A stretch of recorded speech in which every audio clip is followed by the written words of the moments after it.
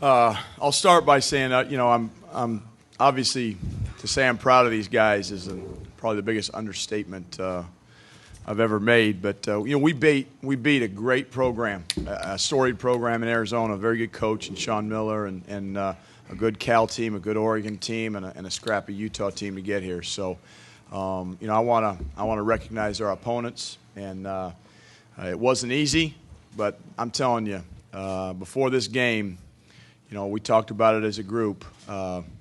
If you believe in destiny, you believe in the Colorado Buffaloes, because it was meant to be for us.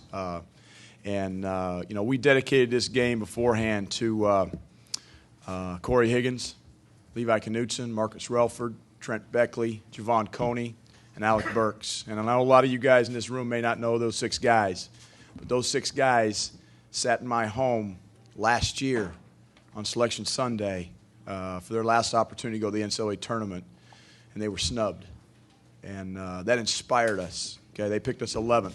That inspired us. And what these guys have done over these last 4 days is something that college basketball is all about. And we recruit good kids that are from good families that have a high degree of character, because you cannot win championships without it. And our whole locker room is full of them, and you see 3 of them up here before you right now. So I'm just so proud of these guys, and we'll answer any questions that come our way.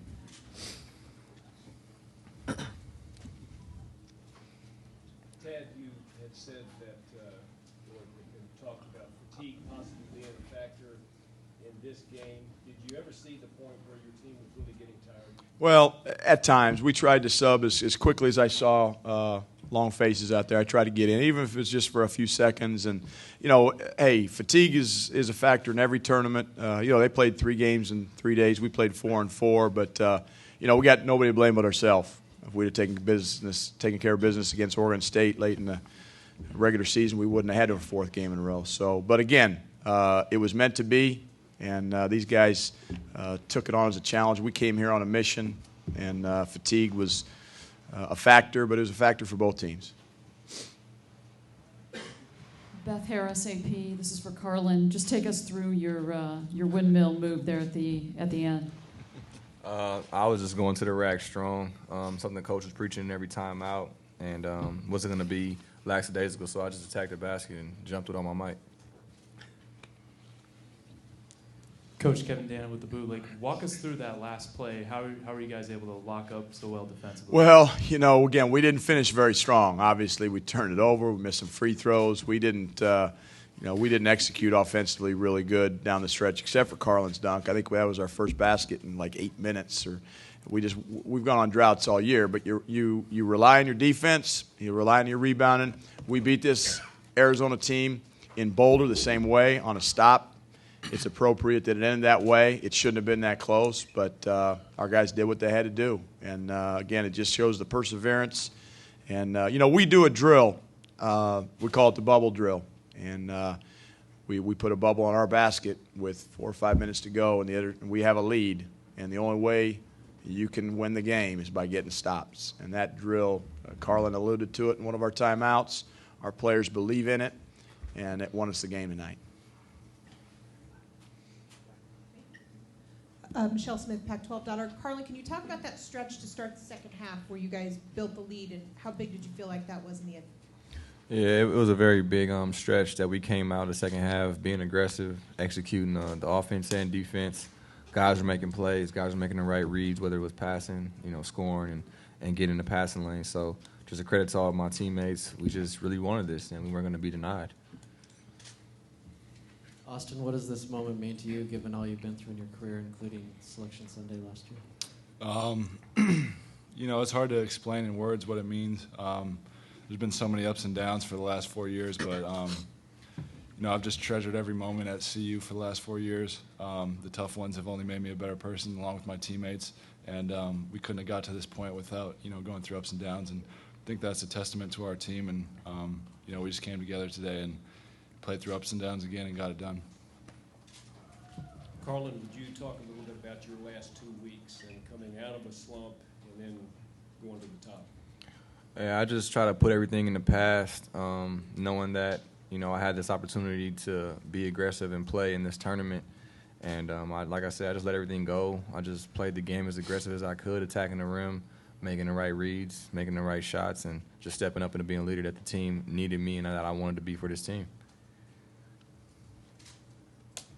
Yeah, Tad, Jeff Eisenberg with Yahoo Sports. Just wondering if you could kind of relive that day last year at your house, Selection Sunday, and then also if you've heard from Alec or any of your seniors from last year this week at all.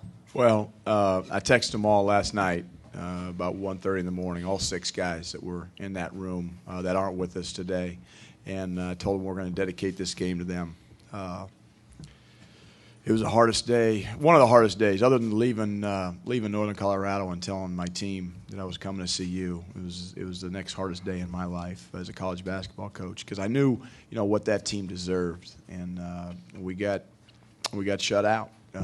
But again, this team wasn't going to be denied, and inspiration can come in a lot of different forms. And for me as a coach,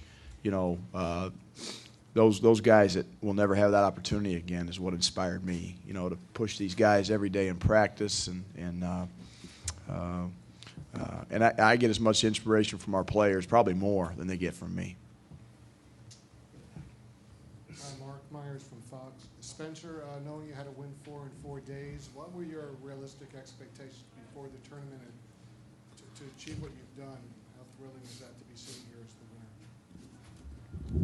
winner? We wanted to win the tournament, and we expected to win the tournament. And to win it is a great feeling. I don't know. Vinny Bonsignore with the Daily News Los Angeles. Carlin, can you contrast your feelings today compared to Selection Sunday last year when you guys went through what you went through, and how much did it inspire you guys this year? Yeah, it was definitely a heartbreak, and I still have the picture on my phone just to remind me, even though I didn't contribute in minutes played last year, I still understand how it felt. And to come out here today, I told these guys at halftime, there's nothing like the feeling of winning a tournament championship, cutting down those nets, and getting all this free gear. But on a serious note, I'm the only person that's been to the tournament, so I know how it feels, and I just wanted these guys to experience it, especially AD and Nate and Trey, because I know what this program has been through, the last 4 years. It wasn't always like this, and those guys deserve it, and I just wanted to win it for them, and I wanted to win it for Coach. So. Jill Painter, Los Angeles Daily News. Spencer, this is for you. What did this mean to you to do this, having gone to Colorado, being from LA, having won this championship here? No, that means a lot. That was great. Playing in front of family and friends, and showing that I made the right decision in my college choice. And thank you, Coach. It's just a great feeling though to come back and win this championship, and to make it to the tournament my freshman year. It's a blessing. Spencer, we talked yesterday, and you said you were happy with winning, a little disappointed in your shooting. Did you put a little emphasis on it, and how did it feel hitting that first 3 and going 4 for 4? That felt good to hit your first shot. It always gets you rolling.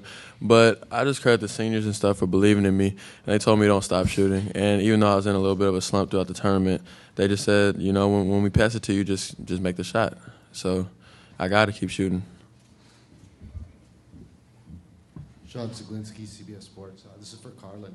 Talk to me a little bit about, and not looking too far behind. Yesterday you had that windmill dunk. What was the response that you got after that happened yesterday? And did that put any more pressure on you to deliver another performance or a signature moment today? I had like 50 texts waiting for me yesterday after that.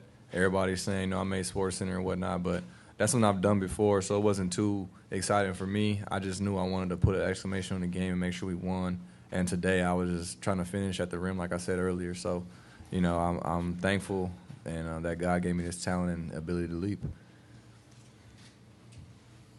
Spencer, do you feel any pressure at all? You get out there and you feel loose, you're hitting everything.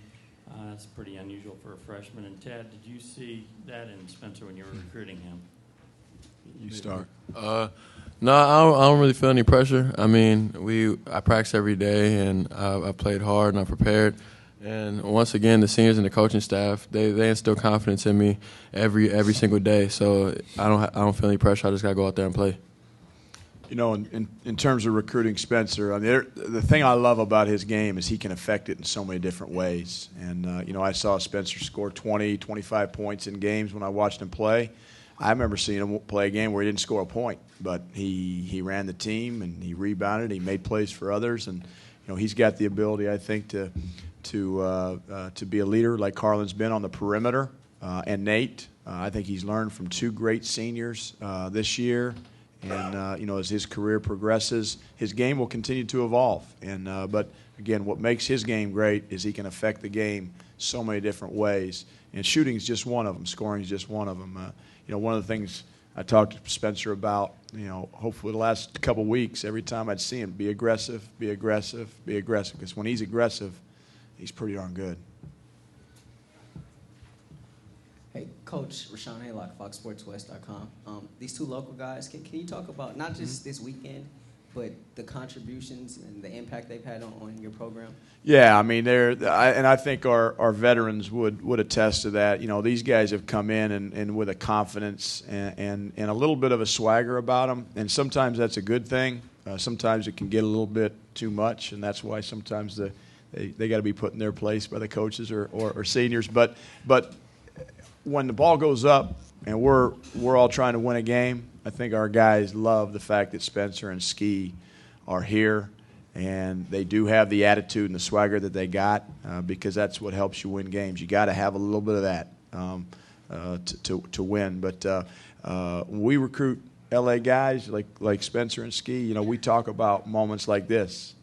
Spencer and I talked about it on the phone, coming back to LA and making a statement. And I think both those young men have started pretty good in their careers. And the good thing is they got 3 years left. Jill Painter, LA Daily News. Tad, can you talk about your feelings when you're watching Carlin go up for these windmill dunks? What's that? I just want him to finish them now. Carlin's banged a few off the back of the rim, but I'm telling you what, he you know, big players make big-time plays on big-time stages. And I think, you know, what you saw out of Carlin Brown these last 4 games is a guy who kind of put this team on his shoulders. He's been more vocal than he's been all year in timeouts and huddles on the floor, encouraging his teammates. And those windmill dunks are just icing on the cake. So I'm extremely proud of him and all of our seniors. But Carlin he deserves the MVP of this tournament because he was big when we needed him to be big. We got time for 2 more, please. Austin, down the stretch, you guys had a series of air balls. The ball went through your legs. You missed 2 free throws. What were you thinking on the last possession? Just get a stop. You know, for all the stuff that was going our way, we still had the opportunity to dig in on the defensive end, which is what we've been preaching all year, and get a stop and win it that way. And, you know, I just think once again, it was kind of fitting. It would have been nice if we could have ended the game a little bit smoother. If I could have knocked down a couple free throws or caught that pass. But, you know, we went down on the other end. Once again, we, you know, just dug in defensively and got a stop. For everyone on the dais, what did it mean to have the members of your student section, and who made the decision to let one of them be the first to cut down the net? Mike Bone, our athletic director, who is as big a part of this win as anybody at our university. And we brought him in the locker room after the game because I wouldn't be the coach at Colorado if it wasn't for Mike Bone. And you know, his leadership and bringing those students here, I think, is a testament to, you know, what he's all about. And that's help make dreams come true and lifelong experiences as a student athlete or a student at the University of Colorado become a reality. And I'm just so thankful that those 50 kids could come here and experience this with us. They're a big part of it, as are the rest of the students who've been supporting us all year at the Coors Event Center. I know a lot of you haven't seen a game there, but it's a special place, and Mike Bone's a big part of that. So to me, I tip my hat to him. We can slip in one more. All right, thank you. Take it.